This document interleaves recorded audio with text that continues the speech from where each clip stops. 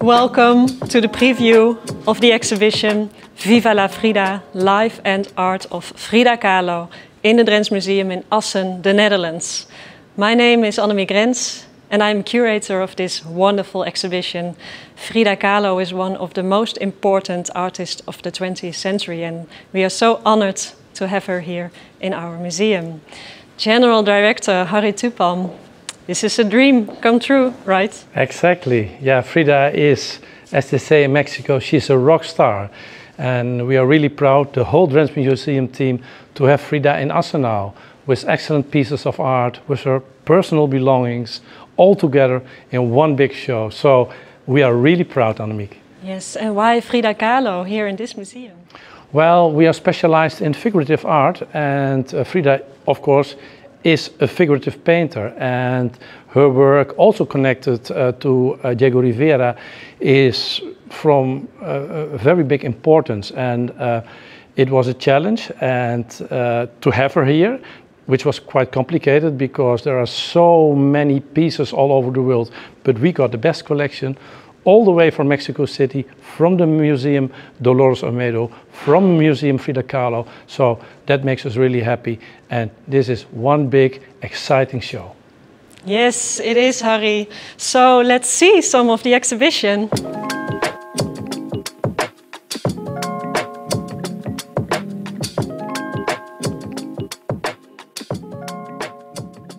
So, Gannit Ankori, one of the guest curators of this wonderful exhibition. Hello, Annemiek. So nice to see you. Yeah, so great to be here. Yes, and we are in front of a beautiful painting. Just tell us something. It's one of my favorites and also one of Kahlo's favorites.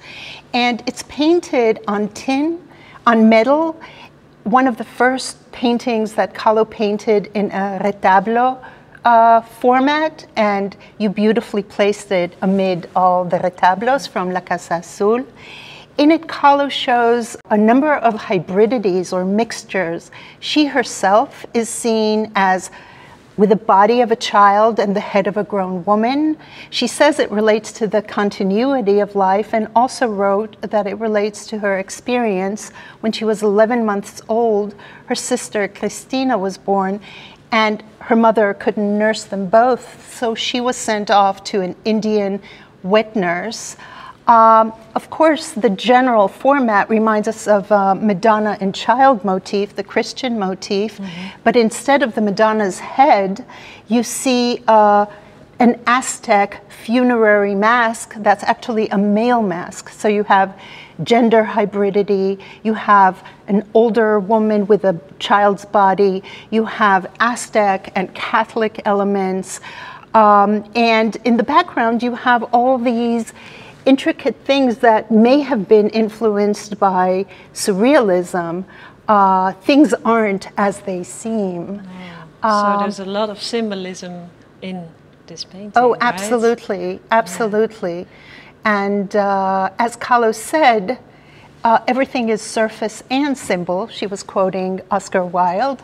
And it's both her reality, but also she makes it into something bigger than herself, something that's more cosmic, more universal. Yeah, so a very impressive painting. And we have another one, right, that we want to show to the audience today. Yes. Let's go over there.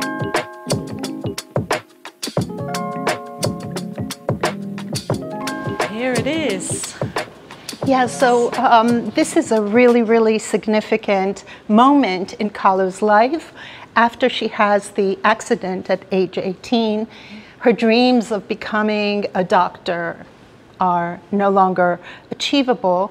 And while lying, convalescing in her bed, she has a mirror placed overhead and a kind of wooden folding easel. And she starts painting self-portraits, but also portraits of others. And this is one of her first portraits of a young Mexican child. And you see that even as a beginner, Kahlo is Kahlo, as you say. Yeah. And the little details, you know, if you compare it with Diego Rivera's portraits of children, they all look more or less the same, chubby, etc.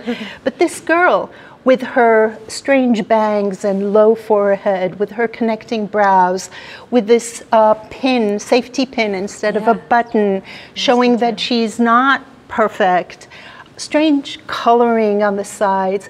And it has this incredible, incredible power. You never forget that look. No, for sure. And what's the surprise here, and you really, the Drents Museum showed it beautifully.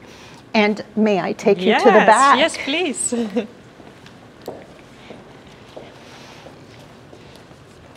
Aha! Wow. Lo and behold, on the back of the Masonite, if we reversed it, this is a sketch for one of her first self-portraits in which she wears the jade necklace that we see later. And there is a portrait called with a plane and a clock. It was dubbed Time Flies, but I don't think that's the original thing. And you see this beautiful sketch for a self-portrait on the back. So this moment is the moment where she starts painting self-portraits and paints portraits of others as a beginner. Yeah. Only later she becomes the taboo-breaking artist that we know. Yeah, and so we have one example of that we kind have of work many as well, right? examples, Yeah, but let's go. This is absolutely incredible, the broken column, and I have to say, it really, really excites me to see this, especially because the corset that she's wearing is on view nearby. Yeah. Drawings from her diary with a broken column are here as well. You see her identification with Mexico through the fact that the landscape, the fissured landscape of the Pedregal, seems to echo the brokenness of her body. And she shows herself, unlike she does in her portraits, both in photographs and self-portraits, with the hairdo of the Tijuana woman. Here, her hair is loose and she's crying profusely like La Llorona, the evil woman who kills her children, etc., of Mexican lore. Another symbol we have are the nails that puncture her body.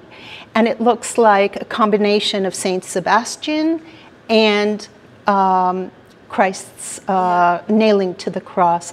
So again, personal story, Christian symbolism, and just the most powerful image ever. Oh, it's so powerful. Yeah. And one other thing, Annemiek, you see her accentuated breasts on the one side, but then she accentuates also her mustache and her facial hair. So always showing this gender fluidity, even in paintings that have nothing to do with that in terms of theme. Yeah. So a woman as a Christ woman, as La Llorona, as someone who's disabled but still looking with strength. Very, very powerful. Right? Thank you, Annemiek. And you know, you can go see the corset and maybe have Circe Henestrosa, our colleague, explain it to you. Yeah, because this is so special. We not only have paintings and drawings in here, but we also have Frida Kahlo's personal belongings. And the other guest curator, Circe Henestrosa, knows all about it. Tell us, Circe. Hi. Thank you. My name is Circe Henestrosa, and I'm a fashion curator and a guest curator of this beautiful exhibition. So here we have a collection of corsets from the archive of the Frida Kahlo Museum in Mexico. And as Gannit was explaining the broken column, we have here an example of her corset. It's very important that in this specific exhibition, what is new is that we are showing for the first time how Kahlo's different modes of production or modes of creativity inform her construction of identity. So we see how painting, we see her with her corsets in painting, we see how corset informs painting, paintings inform photograph, and we took care of putting all these objects together for the people to see these relationships. So if we walk around here, I would like to show you these specific corsets because Kahlo used the corset as a medical support. But far from letting her disabilities define her, she defined who she was in her own terms. As you can see, she would intervene and paint within her corsets almost as an act of rebellion, almost as if she wanted to paint on them as if it was a blouse, and these corsets became her second skin. So if she wanted, for example, to take her huipil off and show the corset, then she could go around as if it was a blouse. And if you see in the photograph in the panel, she also shows us the corset. Probably it's important for us to discuss the ethics of the exhibition at this point, Annemiek, that we don't show anything in the exhibition that Kahlo didn't choose to show us. And here we have her political beliefs with alliances with the communism. And if we can go to the next object, we can show you here. Yeah, what do we have here? This is probably my favorite object in the whole exhibition. I think this item is extremely modern, extremely contemporary, even for fashion today. Kahlo derived from her polio at the age of 6. In 1953, she got her leg finally amputated. So here we see her prosthetic leg, but why would a prosthetic leg be ugly? She decides to build this beautiful red boot with bells, so people knew she could walk and could hear her when she was walking. So this is really a unique piece, and I think of enormous beauty. We can walk to the appearances can be deceiving if you want. Yes, it's so special how she combines disability with creativity, right? With creativity, exactly. And it's important to highlight that in this exhibition that we work in collaboration with Annemiek and the Drents Museum, we want to portray Kahlo in that light. She was a woman who survived, who dealt with her political beliefs, her disabilities, her ethnicity in creative ways and in a very inspirational manner. And that's why a lot of people today continue looking at her, because her story speaks to a lot of us. I would like to, what's this? To just take you to this beautiful drawing. Well, this is the drawing that, again, it's a drawing that shows her layers of identity. Here we see a Kahlo who is naked. We see her leg, her right leg with the polio, significantly thinner than the healthy one. We see the butterflies. Butterflies signify freedom or health in her imagination. And we see her corset, and we see the layer of her Tehuana dress. And she says, las apariencias engañan, appearances can be deceiving, because underneath these beautiful fabrics, she would disguise all her broken body. And we will show you the Tehuana dresses that she chose as her logo that help her not only portray her heritage, political beliefs, and gender identity, but also that allow her to disguise her disabilities. Yeah, let's go over there and see her Tehuana dresses. And as you know, she chooses this Tehuana dress. People said that Diego Rivera, that she chose that dress because to please Diego Rivera. And while I don't deny it, I think her reasoning was going beyond that. It was much more than that, right? Yeah, absolutely. Because by the time she chooses this dress, first she chooses a dress that comes from a matriarchal society in the southeast part of Mexico called the Isthmus of Tehuantepec, where women administrate the society. So a typical Tehuana garment will be like this one, where we see it's composed by a headpiece. It has a short huipil and a long skirt.